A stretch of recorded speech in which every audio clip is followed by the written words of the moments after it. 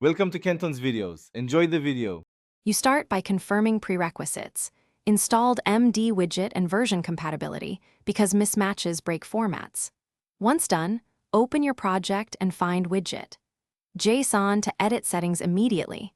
Make sure to enable developer mode so you can apply live changes without deployment delays, and back up the config file to preserve a working state. This first action sequence gets you into the correct context. It prevents lost work and speeds up the practical steps that follow. You now configure and integrate the MD widget by declaring the data source and testing with a simple sample payload so you can verify connectivity.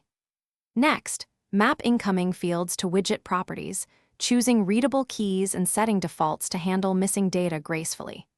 Once mapped, hook lifecycle events such as on load and on update to trigger UI refreshes, include on error to capture failures. This middle stage is detailed because precise mapping and event wiring determine runtime reliability and predictable behavior.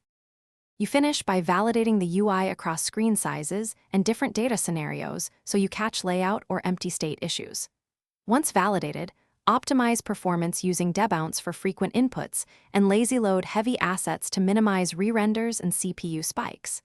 If something goes wrong, check runtime logs immediately. If needed, revert to your backed up widget.